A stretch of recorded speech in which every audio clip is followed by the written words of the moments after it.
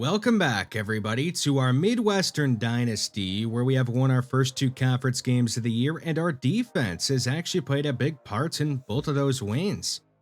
We had 4 takeaways and took 2 of them back for defensive touchdowns against Middle Tennessee State, and against Kennesaw State, the defense it dominated from start to finish, only allowing 9 points in that game. The main reason I believe that the defense has been doing so well in these last 2 games has been the play of our defensive line. Specifically, our 2 starting edge rushers have been game wreckers. Kevin Cavanaro, he destroyed Middle Tennessee State, had 2 TFLs and 2 sacks, including a strip sack that we did take back for a touchdown, the first touchdown of the game. He has quietly taken over as one of our starting edge rushers and knocked Jimmy French to the bench. There was Eric Lamb, who not only had a good enough game to win the Conference Defensive Player of the Week award, but the National Defensive Player of the Week award as well. He had 4 TFLs and 2.5 sacks. That is more production in one game than he had all year going into it. And it's really the game that we've been waiting for out of him. He was a starter for us all of last year, but didn't do a ton. And this year had a very slow start, but had this big game. Maybe it could springboard him into having a massive season. So right now we are 3-2 overall with a 2-0 conference record. And we are coming off a big win over our biggest rivals, ranked the highest we have ever been ranked at any point in this series, up to 44th in the nation. So I would say we're riding pretty high. We'll see if we can keep it up against UTEP, who may be 1-4, but that's a bit misleading in my opinion. They lost to Oklahoma, NC State, Michigan, and San Jose State, who are 6-0, and all those games were on the road. So not exactly an easy schedule to begin the year for the UTEP Miners. They did have a bye week and regrouped and bounced back and beat a very solid-looking Liberty team. So they're 1-0 in conference. Their roster is much of veteran players that are mostly seniors, and they're all around the same overall rating, right around an 80 overall. Their quarterback, Skylar Locklear, put together 2 good seasons this year. He's off to a slow start. Their ground game is surprisingly not that bad, considering they've been trailing in most of the games they've played this year. So their offense, it's not too bad, but our defense, it is coming off of their best performance in the entire series. They just dominated Kennesaw State from start to finish. So we'll see if we can have that type of performance here against UTEP, or if it's going to be more of a struggle. Now the UTEP defense, it's another type of group I would consider just solid, not elite. They have a lot of guys right around that 80 overall range, including a very impressive sophomore linebacker in Tremaine Gant. And they also have some good cornerbacks like Giovanni Barnes. And our offense, it's coming off a performance where they were not very good against Kennesaw State. We only put up 14 points, which is really disappointing when the defense goes out there and just destroys your opponent. You should get more out of your offense, and we just didn't really get a lot out of them. So we're hoping for a big game out of the offense here today, and maybe our 2 running backs can lead the way for us on the ground. Let's go ahead and get into this game against UTEP and see if we can avoid falling victim to the trap game and beat them to get to 3-0 in conference. Midwestern starting out of a shotgun look. Here is Darrell left, getting tackled in the backfield. Tremaine Gant, an impressive sophomore linebacker out of Missouri, is going to bring him down for a loss of 2. On 3rd and 12, UTEP is going to send a blitz. The pass will be quick right side for Bromell, who is unable to make the catch, and Midwestern is going to have to punt the ball away after a quick 3-and-out. UTEP at their own 27. It's a handoff to 27, Isaiah Wall, and the redshirt junior is going to lose 2 yards. Andre Okoye makes the play. 3rd and 12 for UTEP. They're going to keep the ball on the ground, and Wade Strong gets a big block, gets near the first down marker, and they're going to say he didn't get it. They'll rule him down short of it, so UTEP also going 3-and-out. Midwestern facing 1st and 19 after a holding call against Joey Hammer. He's going to make the catch here and make up for his mistake and make a man miss as he's up to the 29 to make it 2nd and 5. Now 3rd and 2. It's Avery Sizer, and he's going to get the first down just barely as he's up to the 35-yard line. For OF in the game here on 1st and 10. Try back to pass. He's drifting to his right as a man open. He's going to take off, though, and run by a defender and make it across the 50 as he's out of bounds at the 40 with a gain of 25. And with the 40 of UTEP, Here is Avery Sizer, left side on outside zone. He's going to truck his way up to the 30-yard line for a gain of 10. At the 24, it's 1st and 10. A toss right side to Avery Sizer. He gets a good block from Hammer. And Avery Sizer already up near 30 yards on the ground. He's up to 29. At the 13, Sizer, not much room on this one. He tries to do what he can, but he'll make it back to the line of scrimmage maybe. 3rd down, a bunch left look. Fry facing a blitz. He is going to get the pass off in time. It'll be incomplete, though. And it'll make it 4th and 11. So on comes Steven Spears to try a 29-yard field goal. His kick is going to make it inside the right upright and be good. So Midwestern is up 3-0 in the early going. UTEP at their own 20. Back to pass is Locklear, and he's going to complete a pass on the right side to Johnny Mayo. The redshirt sophomore who wears number 48, despite being a wide receiver. You don't see that very often. Here's a handoff right side. Isaiah Wall is met, and he's going to go down behind the line of scrimmage. George Scales and Eric Lamb team up to make that play. 3rd and 2. It's Wayne Strong, right side. He is going to be tackled by George Scales, shy of the first down, so back-to-back plays showing off there by George Scales. There was a play in between, but either way, we end up getting a stop on defense. Here's a check down to Roberto Suarez, who is a redshirt freshman. He makes his first catch of the season, I believe, and it'll go for 9 yards. 3rd and 1. Darrell left the back. He's going to run left side and try and hurdle and lose the ball. It is luckily going to go out of bounds for Midwestern as Zaire Clemmings knocks it out.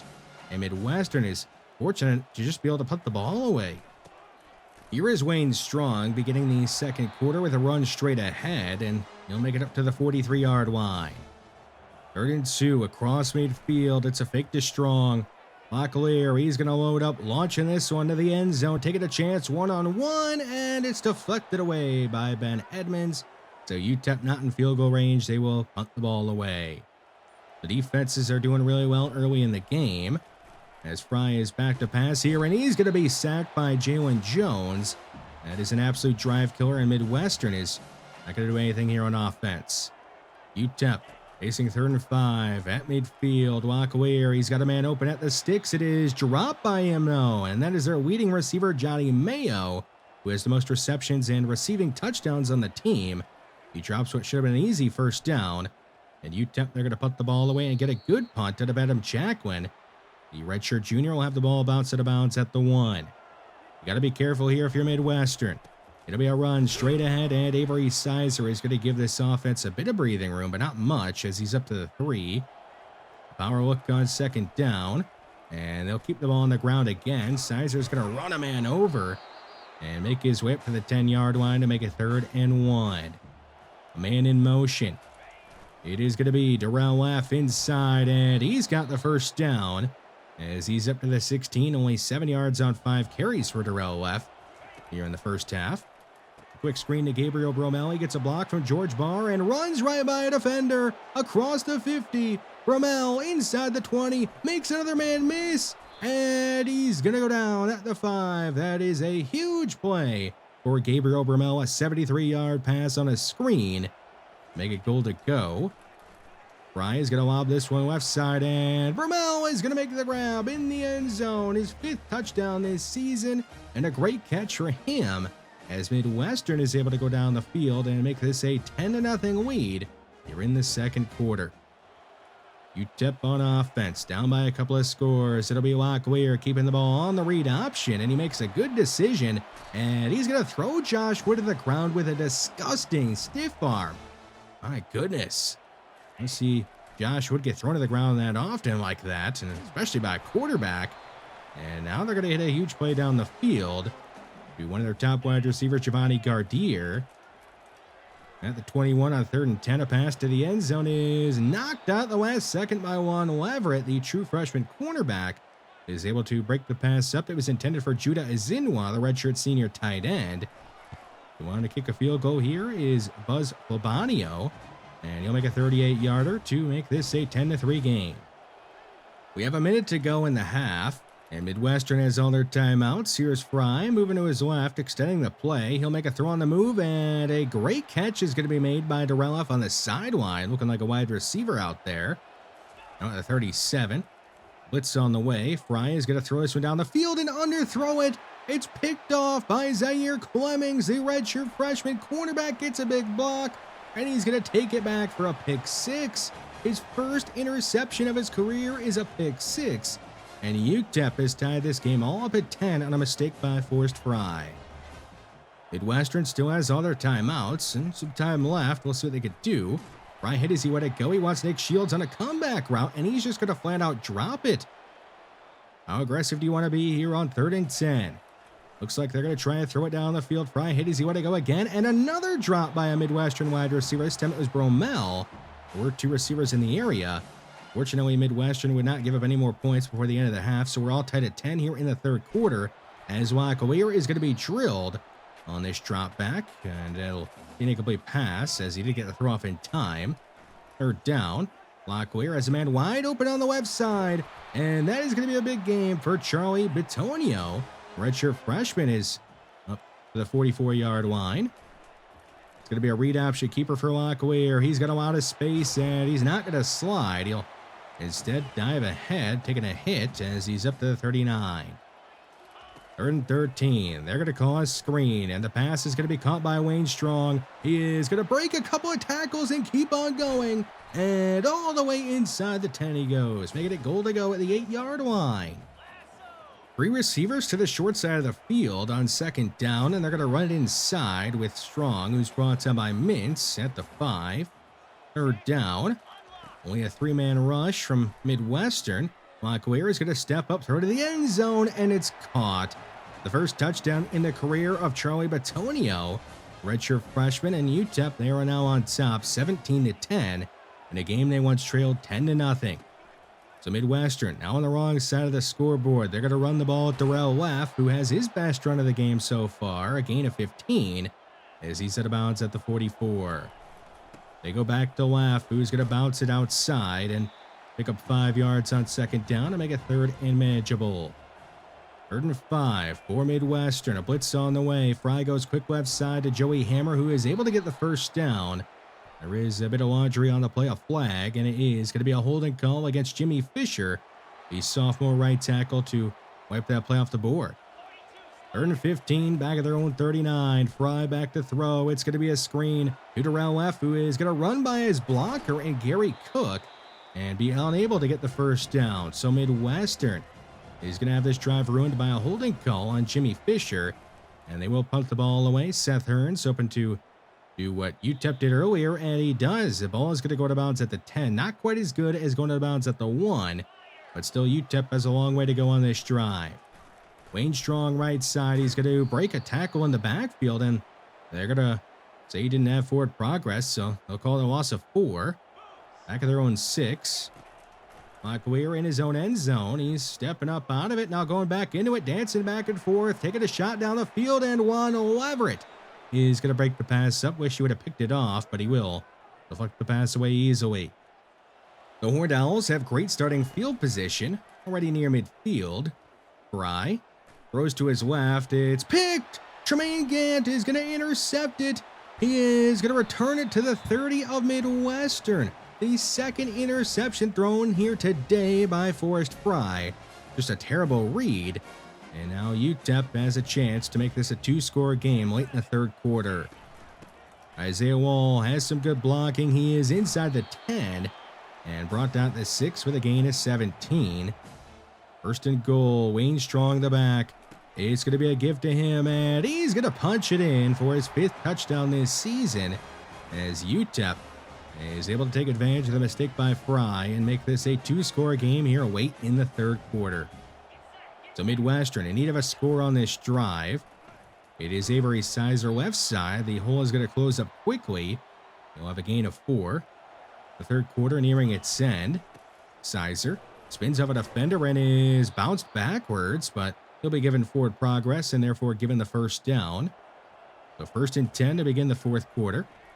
Fry, he's going to check this one down as Sizer makes his first catch of the season, and he's going to shed a defender as he has a gain of 14 and a first down.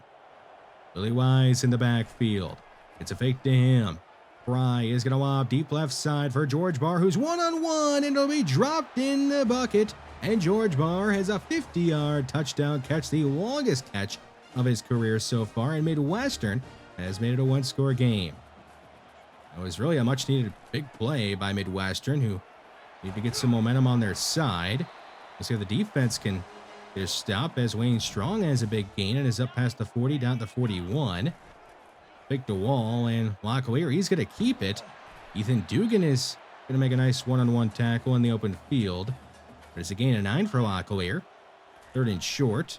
Strong, right side. He's going to stiff arm Mintz, who is being held up by a blocker, and Wayne Strong has a first down. So UTEP keeping the ball on the ground on this drive. They are now across midfield. Victor Strong, and a pass down the field is nearly intercepted. There's a flag on the play, and it's going to go against UTEP. It'll be a pass interference call on one of their offensive linemen, who is probably going downfield too far. UTEP going out of a 5-wide look. Locklear is going to roll to his right and be sacked by Kevin Campanaro back near his own 40 to make it 2nd and forever. 2nd and 30 for the Miners. They are going to run a read option, and Campanaro, he's going to lose contain, and Locklear, he's going to have a big gain. He'll be driven out of bounds at the 34 to make it 3rd and 6. The wet down there by Campanaro, and now he's going to jump off sides, it looks like, making back-to-back mistakes after getting the sack. So it goes from 2nd and 30 to 3rd and 1. So UTEP, they have options here. They are going to run it on 3rd and short and get the first down. So the ground game doing all the work on this drive. Isaiah Wall, he came into this game with only 29 yards on 20 carries. And today he's got 20 yards alone on the ground, much better than what he was doing all season. He'll go nowhere on that run. 3rd down. Wall running again on this drive. He is going to be dropped short of a first down. It'll be 4th and 3. So UTEP, they can kick a field goal to make this a 2-score game, but they're going to go for it, and they're going to run it, and Wayne Strong, he's got the edge, and he's going to score his 2nd touchdown of the game. It's a 17-yarder, his 6th touchdown this season. It'll put UTEP up by 2 scores late in the 4th quarter. Midwestern in need of a quick score, down 31-17. Fry, he's going to launch this one deep right side and hit Nick Shields in stride. He's gone 75 yards to the end zone. So Midwestern gets exactly what they were looking for, a 1-play touchdown drive. And they have made this a 1-score game again late in the 4th quarter. And their defense going to stop, though. Plenty of time, and they have all their timeouts. UTEP is going to go to the air, and they'll get a big play of their own. Corey Foster gets behind Juan Leverett, and UTEP is going to score a 75-yard touchdown on a 1-play drive to answer right back. So they will go back up by 2 scores, and that puts Midwestern back in the same spot they were just in. You got to get a quick score. Fry stepping up, nobody open. He's going to take off, and he's going to run for the first down, angling towards the sideline. He'll go out of bounds at midfield with a gain of 25. 2:36 to go in the 4th quarter.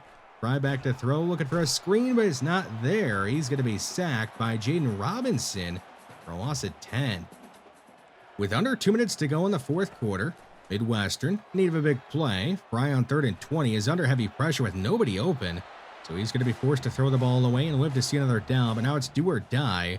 You're on 4th and 20, down by 2 scores. You need to have something happen for you. Fry is going to move to his right, throw down the field. He's got a man wide open into route left. He'll make the grab, but they're going to say he was out of bounds, so it's incomplete, a turnover on downs, and that is pretty much going to do it. UTEP, the Miners, are going to pull off an upset win.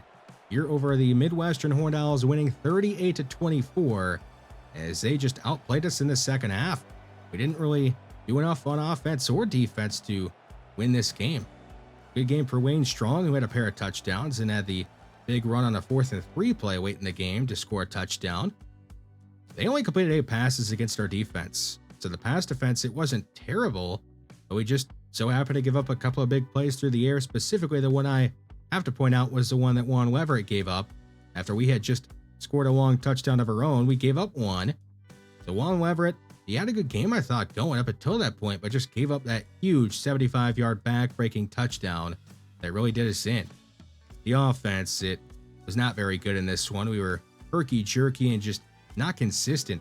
The pass offense obviously wasn't amazing, besides a couple of big plays. We had a couple of turnovers. One was Fry's fault, the other was mine. And the ground game was not very efficient. So we just didn't do enough to win this game. UTEP was not the only Conference USA team to get a big win this week. Jacksonville State looks to be a really good team as they just defeated a previously undefeated Cincinnati team, winning 23-13.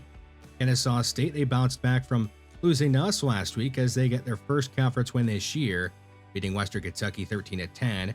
And Sam Houston blows out Georgia Southern, winning 52-20 to get themselves to 5-2 and 3-0 in the conference. As for us, we're back to 500. We are 3-3 overall with a 2-1 conference record, and our rush defense has not looked great. We are allowing 155 yards per game on the ground and got ran over by Nebraska and now UTEP. So one thing that we could do to make our run defense a bit better in a couple of games this season is play Trey Miller, who has the best block shedding of any defensive tackle on the team. We could also look to play Darius Moore some more in obvious running situations and also just in early downs in order to help get other teams behind the chains and behind the sticks to make it more likely that they'll throw the ball. Enrique Roundtree is another player that we're going to be probably putting on the field some more. He's got the best block shedding of any linebacker we have on the team. So expect us to run some more 4-3 and more 4-4 looks when it's obvious running situations and on early downs in order to help our run defense get a little bit better than what it has been. The offense has kind of been struggling as of late, and a big reason why is the play of Forrest Fry. He had a 58% completion percentage last year, and that wasn't great. This year, it's terrible. It's a 49%. He hasn't really looked good in any of the games this year besides maybe the UMass game, so we may have to think about benching him here soon if he can't get things figured out, because it's impacting us this year, sure, and that sucks, but it's also impacting us in terms of forcing Gabriel Bermel to potentially transfer away because we're not getting enough passing yards per game. He has been really good for us. He's got a touchdown in 4 straight games and has been our best wide receiver, so I don't want to lose him. So we may have to look at making a change at the quarterback position just to get this pass offense going in the right direction if Fry can't get it figured out soon. Santiago Martino has committed to us. He's an edge rusher from Florida. He's ranked 172 in this entire class of all players.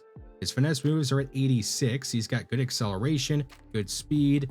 The only thing that could hold him back early is his awareness rating and play recognition rating. They're both kind of low, but he looks pretty good, so don't be surprised if he's on the field early. We have gotten a lot of the prospects that we have targeted early in this recruiting process, so we're starting to go after some new ones in hopes of adding to this recruiting class that has been very good in the early going. We have one of the best recruiting classes in the entire nation, so we'll look to build upon that here in the coming weeks. Ohio State, they ended up losing, so they are no longer ranked number 1 in the nation. Georgia is now the number 1 team, and they have the Heisman frontrunner and Gunnar Stockton. As for the Player of the Week awards, unfortunately, we did not win one this week, but we did give one up in the Conference Player of the Week awards. Zaire Clemmings, he had a big game against us, and Josiah Rockwell for Sam Houston just won Offensive Player of the Week in the conference, and we take on Sam Houston in our next game. It's going to be a massive one. We can't afford to lose. We have to win it. So we'll see if we can win that must-win game against them, get back on the right track, and get above 500 again. Thanks for watching this one, and I will see you in the next one.